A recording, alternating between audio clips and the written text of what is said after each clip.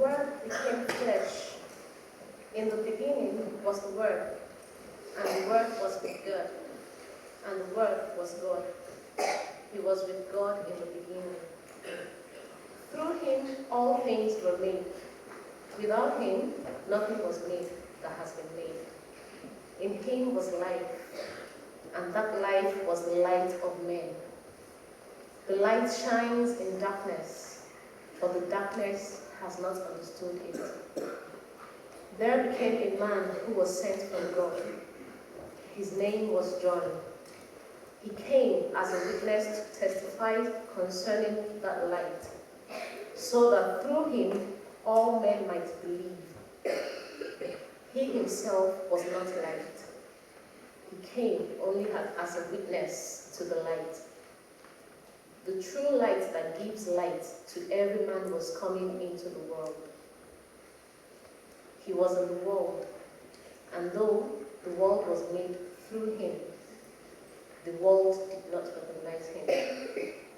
He came to that which was his own, but his own did not receive him. Yet, to all who received him, to those who believed in his name, he gave the right to become children of God. Children born not out of natural descent, nor of human decision or husband's will, but born of God. The Word became flesh and made his dwelling among us. We have seen his glory, the glory of the one and only, who came from the Father, full of grace and truth. Thanks be to God.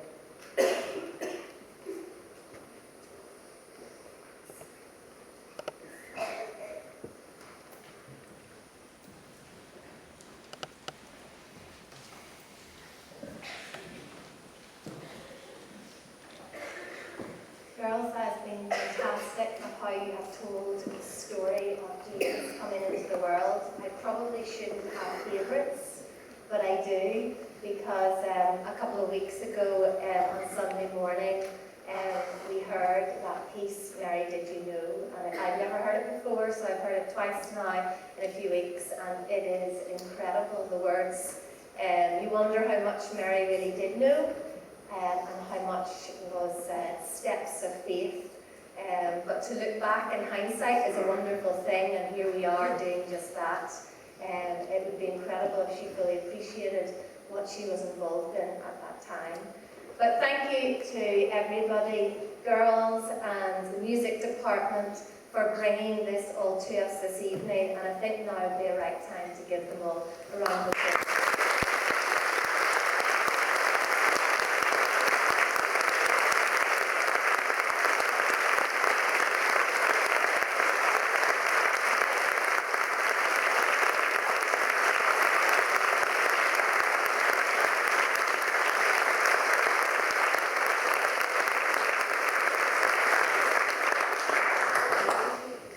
Let's just take a moment before we close, and let's just quieten ourselves before God and still ourselves as we come before Him in prayer.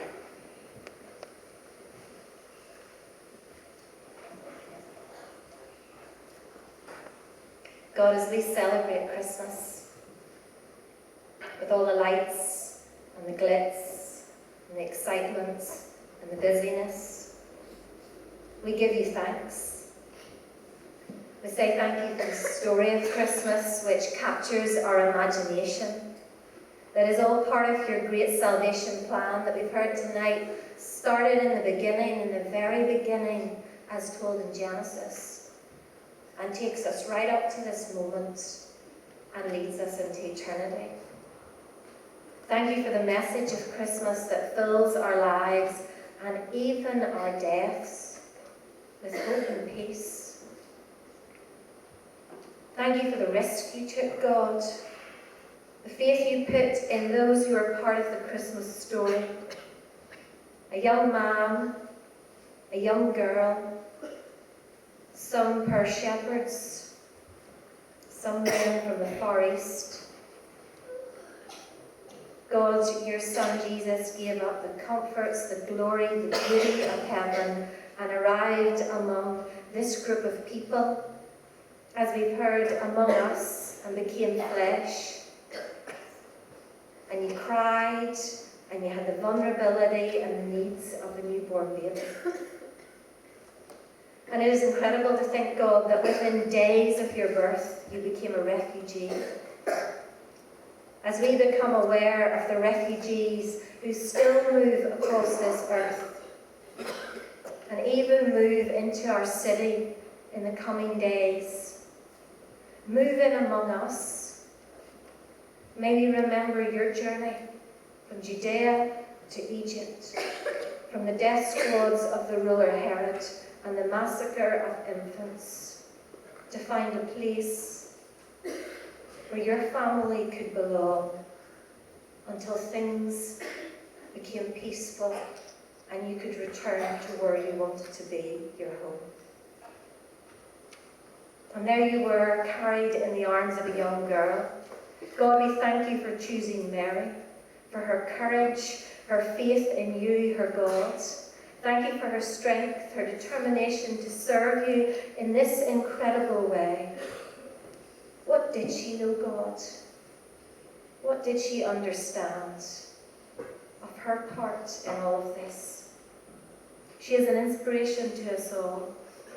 May she inspire every girl here in the college to listen to your call upon their lives, to do things they've never imagined were possible, believe in something greater than themselves, to trust in you who invites them into your kingdom, where you equip us with all that we need to be who you intended us to be from the very, very beginning.